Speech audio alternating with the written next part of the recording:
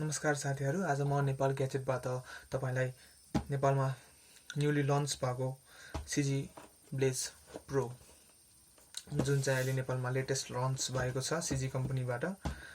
ठिकै छ, अब एकचोटि सेटको पछाडि पल्टाएर हामी यसको स्पेसिफिकहरू हेर्छौं। ठिकै, र तपाईले देखिराख्नु भएको छ यसमा 5.5 HD IPS डिस्प्ले पाउनुहुन्छ र अनि यो Android 6.0 मार्समेलोमा रन हुन्छ। बिस्तारै यसको सबै पार्ट हेर्छौं। अहिले एकचोटि पहिला मोबाइल कस्तो छ भनेर पहिला हेरौं।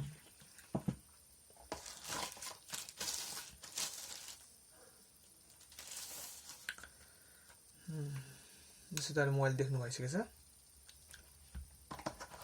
यसको सामानमा के पाइन्छ तिनी हेरौं। यो बक्सहरुलाई त साइडमा राख्दियौं। र पहिलो कुरा त तपाईले त ब्याट्री देख्नुहुन्छ जुन नीलो कलरको रहेछ। अनि यसमा तपाईले 2400 mAh को ब्याट्री देख्नुहुन्छ जुन चाहिँ 10,000 अन्डरमा आउने मोबाइलमा यति ब्याट्री भनेको एकदमै बढी छ। ठिकै छ, यो ब्याट्री पहिला मोबाइलमा राखौं। मोबाइल अन हुने जेलसम्म हामी यसको स्पेसिफिकको बारेमा कुरा गर्छौं।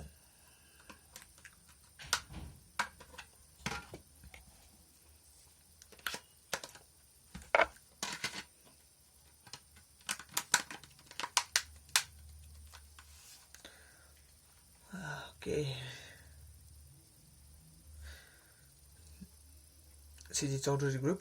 सो मोबाइल साइडमा राख्दियौं। अनि तपाईले यसमा एउटा चार्जर पाउनुहुन्छ जुनले चाहिँ फास्ट चार्जिङ चाहिँ सपोर्ट गर्दैन। जस्तो तपाईले यसमा देखिराख्नु भएको छ कि मेड इन चाइना, तर यो सेटहरु सबै चाइनाबाट आउँछन्, तर एसेम्बली चाहिँ हाम्रै नेपालमा हुन्छ। अब यसरी नै तपाईले एउटा ज्याक पाउनुहुन्छ जुन चाहिँ 3.5 mm को ज्याक हुन्छ, जुन सबै चीजमा नर्मली छ। ठिकै छ, साइडमा राख्दियौं।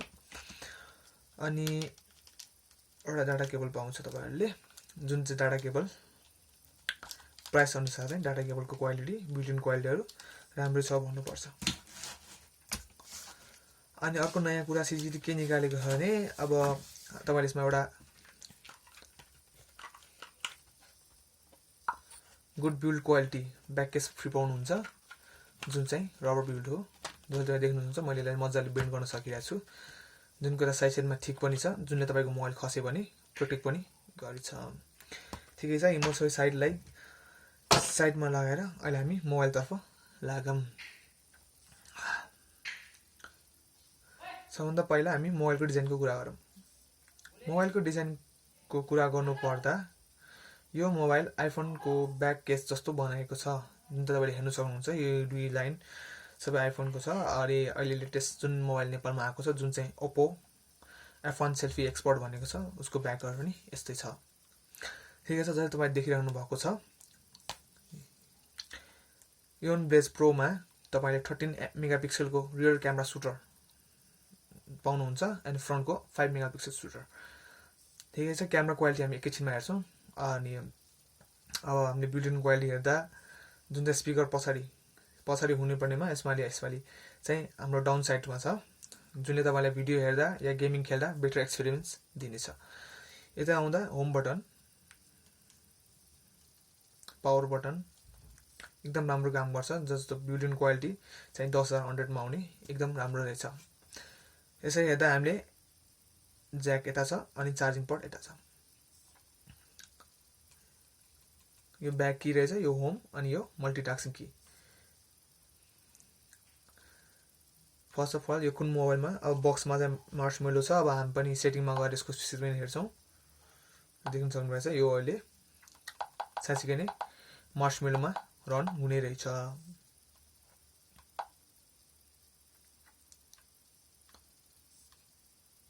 ओके, सो लेट्स यो अपसाइड डाउन स्क्रोल गर्ने रहेछ, जुन चाहिँ हाम्रो अब CG मा यो भन्दा अगाडि एउटा ब्लेज गोल्ड भनेको नि CG ले नयाँ स्मार्टफोन निकालेको छ जुनको मार्समेलोमा रन हुन्छ र यसको पनि स्क्रोल डाउन रहेछ। अरु हामी CG को कुरा गर्नु पर्दा यसको रियर फेसिङ क्यामेरा जुन चाहिँ 13 छ र फ्रन्ट 5 मेगापिक्सल क्यामेराको रहेछ।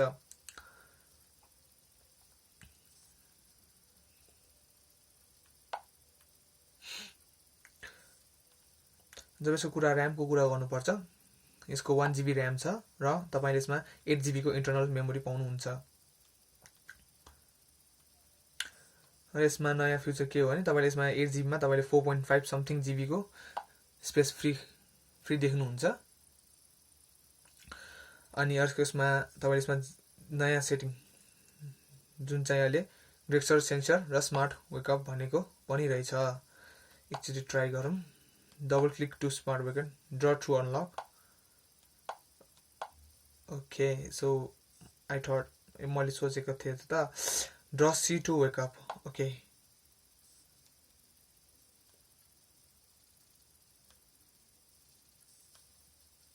सो ओके बल्ल भयो। ओके, नयाँ फुचर्स जो सिजीमा आएछ जुन चाहिँ एकदम राम्रो कम्पिटेटिभ प्राइसमा छ, जुन चाहिँ तपाईँले यो मोबाइल तपाईँले अराउन्ड 959 या 10,000 अन्डरमा आउन सक्नुहुन्छ। यो सेट एक्ज्याक्ट प्राइस मलाई मार्केटको थाहा भएन, तपाईँ आफ्नो नजिकै स्टोरमा जानुहोस् र यसको एक्ज्याक्ट प्राइसहरू हेर्नुहोस्।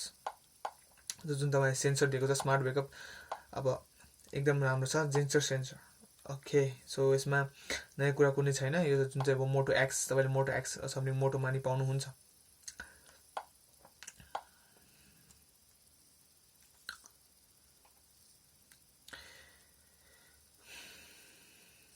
तपाईँले देख्नुहुन्छ आइकनहरू ठुलो छ पहिला भन्दा नि। अब हामी यसमा सबभन्दा ठुलो कुरामा के गरौँ भने यसमा ओटिजी केबल सपोर्ट गर्छ कि गर्दैन। जुन मोबाइल 10,000 अन्डरमा आउँछ, मलाई लाग्दैन कि कुनै सेटले 10,000 अन्डरमा ओटिजी सपोर्ट गर्छ, जुन चाहिँ अहिलेको सबभन्दा ट्रेन्ड छ। सो मैले एकचोटि ओटिजी केबल चार्ज गरेँ हेरेँ।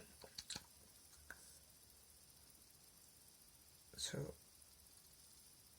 ओके, सो ब्याड न्युज साथीहरू, यसले ओटिजी सपोर्ट गर्दैन रहेछ।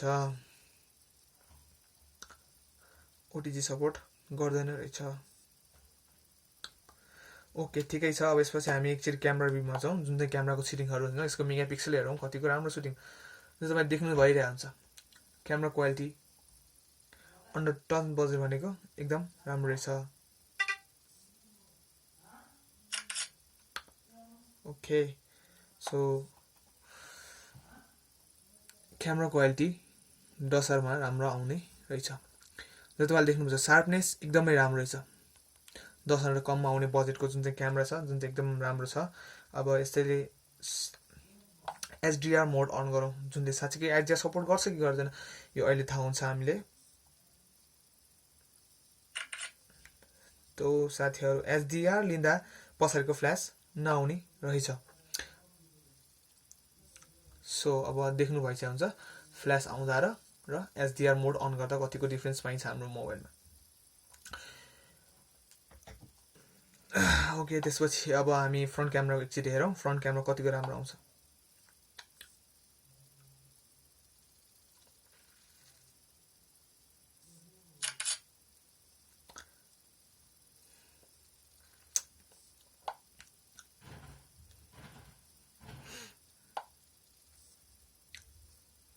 सो साथीहरू, फ्रन्टमा यता देखिरहनु भएको छ, यता मेरो लाइटको एकदम ब्राइट साइन गरेर यस पिक्चर लो लाइटमा एकदम राम्रो पर्फर्मेन्स दिँदो रहेछ।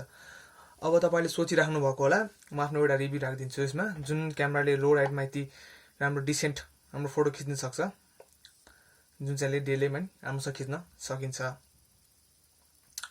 एकदम आउँछ तपाईँको यसमा 1.3 क्वाड कोर प्रोसेसर दिन्छ, जुनले तपाईँलाई मल्टिटास्किङ, फेसबुक युजर सबै चिज राम्रोसँग प्ले गर्न सक्नुहुन्छ। So okay guys, so this much for this review. If you want for then just comment me below. यो तपाईले नयाँ अब नयाँ आएको 6 Blaze 6 point पनि छ हामीसँग। तपाईले यदि यो र त्यो कम्पेरिजन गर्नु पर्ने then let me know at behind. Thank you for the watch.